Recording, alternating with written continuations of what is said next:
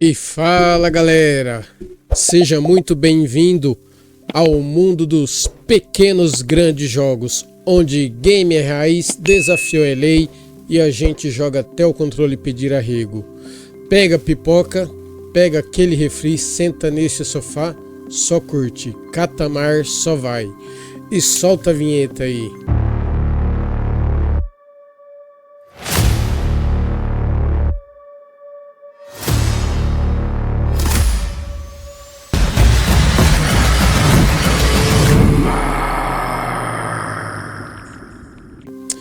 E é isso aí, galera.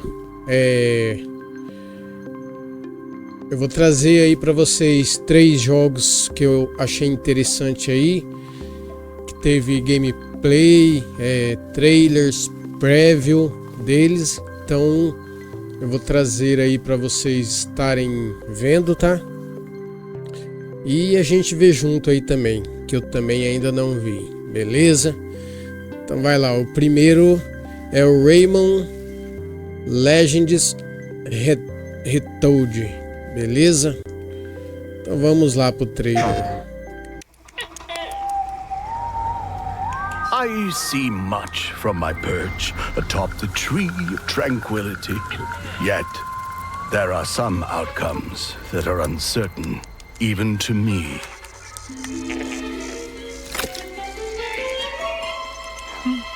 Dragons! Let's roll! Esse jogo é muito bom, né, galera? Eu acho que não há quem não goste desse jogo. Esse jogo é bom demais.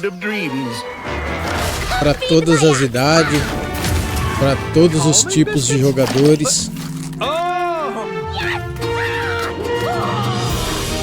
Fora que é muito bem feito esse jogo. Olha isso.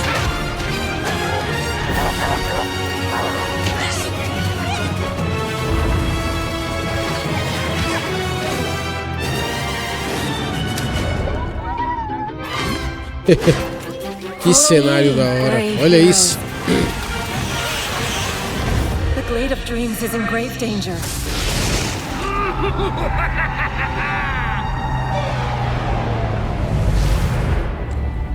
It's time I made my mark.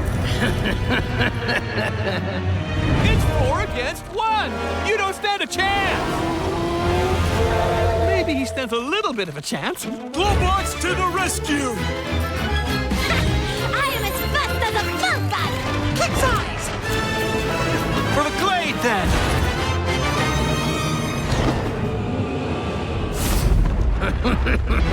You think this ends here? Cool! I'm here! Muito bom, né? Are you ready for our game? Rayman. Está pronto para o nosso jogo? Rayman Legends Retold. Olha, dia 1º de outubro. Topzera, hein?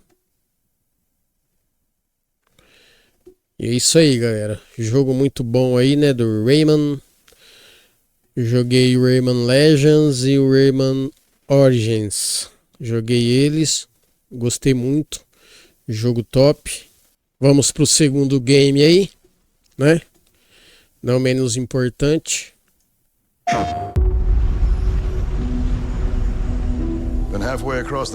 Esse aqui é o Tomb Raider Legacy of Atlantis. Hard woman to track down.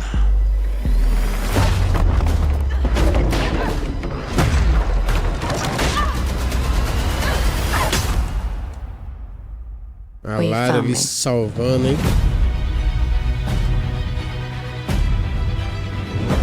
Ms. Croft, I hear when it comes to retrieval, you're the one to hire. Lara aí voltando às origens, né? About glory or money or making the world a better place. This is a puzzle, buried in centuries of silence. You don't strike me as someone who walks past a locked door without wondering what's behind it. There's a reason I can only trust you with this.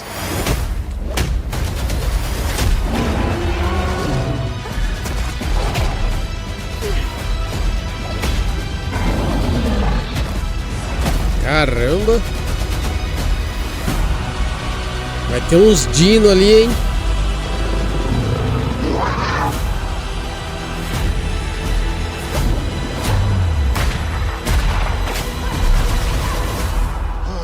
Gotta say, I captured your good side.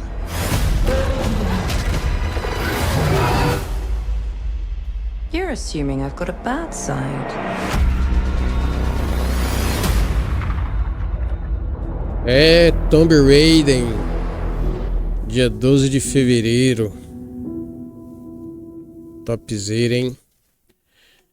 E é isso aí, galera. Lara Croft aí, né? Top. Esse aí não tem como não gostar, né? É um jogo aí relíquia. E é isso aí, vamos pro próximo. Control Resonant Hands On. Esse daqui é uma preview do Control Resonant, beleza?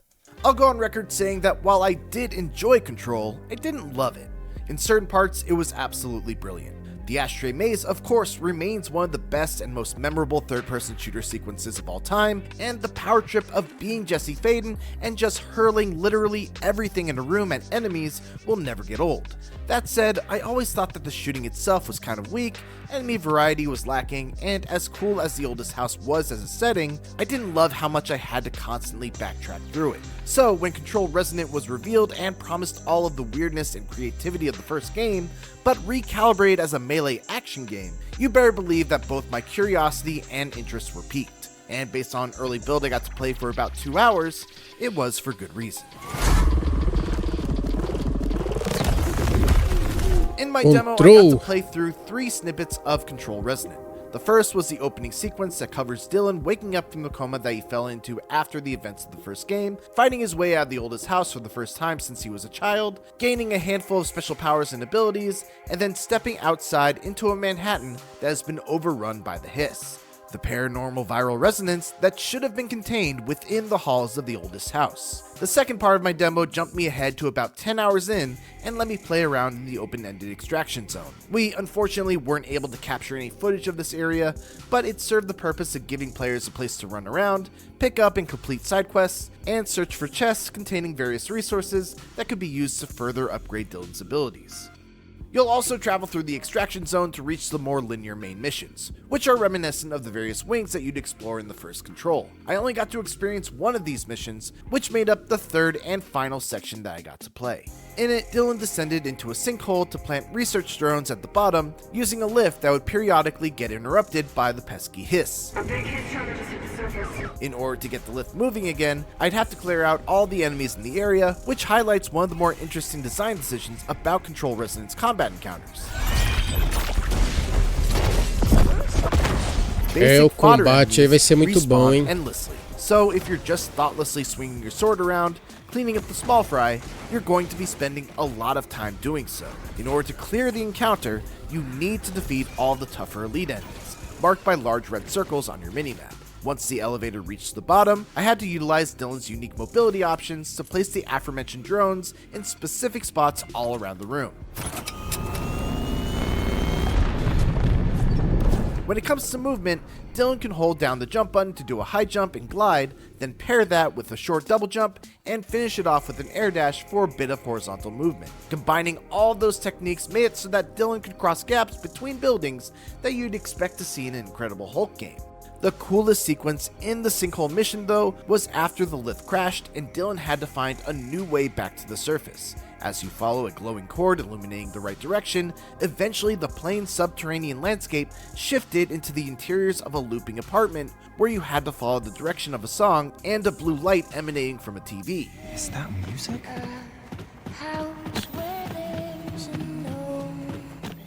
Then you turn a corner and all of a sudden you look out to see a vista of hundreds of open apartments arranged almost like an opened up dollhouse, where once again you must use the music to guide your eyes to the one room with the blue TV. In the next area, the apartments were no longer just in front of you, they were above, below, some are sideways, some are upside down, and yet the song still persists, guiding you towards the exit. It's all very surreal and very apropos to what we've come to expect from Remedy, and especially from Control. Caramba. So, what does it play like? Well, it's a fast-paced melee action game with a heavy emphasis on wide-open combat arenas. There are tons of enemies all over the place, both on the ground and in the air, and there's a big focus on giving the player a wide variety of toys to play with to craft their own unique expression of combat.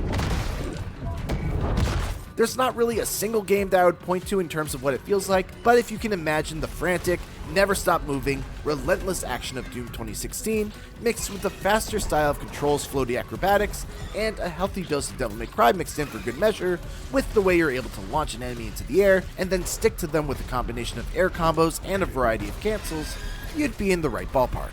Instead of just equipping a single melee weapon, Dylan is actually able to equip a total of 3, but they're all used for different things. You have your standard weapon, which is used for quick attacks, a sub-weapon that generally does more damage but requires a bit more finesse to make up for its downsides, and then you can also equip a weapon for your finishing move, which is essentially the final hit of your standard melee combo. My main go-to loadout involved using the 2 swords as my standard weapon for dealing quick damage and clearing out fodder enemies, a massive hammer that can be charged up for big damage, and gauntlets that would do heavy stagger damage as my finishing move. I loved using the hammer in particular as it let me do my favorite Devil May Cry technique, air cancels. I was able to charge up the aerial hammer attack that normally would send me crashing back down to the ground, but by canceling that animation with a jump, dodge, or ability, I could remain in the air still up in their face.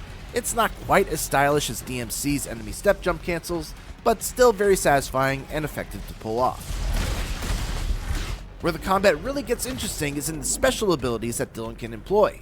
You can have 2 sets of 3 abilities active at any time, and can hot swap between them with the touch of a button. In my demo, I only got to see 5 of them, and they included a telekinetic rock throw, much like what Jesse does in the first game, a ground slam, also much like what Jesse does in the first game, a ranged pyrokinetic attack that could inflict the burn status ailment, a power-up that constantly drained Dylan's ability meter, but gave all of his attacks burn damage, telekinetic push, and a rock shield that could be used both defensively and offensively by dodging through enemies while it's active. Between the 3 weapon types, abilities, skill trees for each of those weapons and abilities, build-altering artifacts, and more, I feel pretty comfortable saying that Control Resonant will have a fairly flexible combat system that lets you tailor your playstyle to your liking. You can lean into just doing raw damage, make a build that focuses on staggering enemies and opening them up for executions, one that focuses on rapid hits to make more frequent use of your combo finishers, or a mid-range build that utilizes the whip sword sub-weapon that deals 5 times the damage if you're able to hold and release the attack button at just the right time. Even in just 2 hours of play with a limited selection of abilities, weapons, and artifacts, my brain was putting together loadouts that had good synergy. As I briefly discussed earlier, one of my main issues with the first Control was a distinct lack of enemy variety, and while I can't say for sure how the full game will turn out, at the very least what I can say is that I faced off against a pretty wild assortment of enemies that were already more interesting visually and mechanically than the ones in the first Control. One segment in the extraction zone had me facing off against a giant bus with hiss-infected zombies spilling out the windows. Another section had me fighting literal vending machines, and in another sequence, I had to chase down a cloaked monster all around a mind-bending arena that let me change the direction of gravity to walk on walls and ceilings. I really hope that they can keep up the creativity and enemy design throughout the whole game, because you can have the best combat system in the world, but it doesn't really mean much if the enemies aren't fun to fight against. Fortunately, thus far, Control Resonant doesn't seem to have that problem. Hey, Control galera. Resonant is shaping up to be exactly what it looks like. More Control, only designed as a melee action game as opposed to a physics-driven third-person shooter. And so far, that's an incredibly potent mix. The real question is whether or not Remedy can keep introducing new weapons, abilities, and interesting enemies at a steady pace all throughout the whole adventure. So far though, I'm definitely vibing with its resonance. For more previews of the biggest upcoming games, don't miss our recent hands-on looks at Assassin's Creed Black Flag Resynced and Ace Combat 8. And for everything else in the world of gaming, keep it here on IGN. É, galera, esse jogo aí tem muita informação na tela aí, né? E eu acho que, cara, é um jogo que vai explodir cabeças. Diferente de tudo que já foi mostrado aí, né?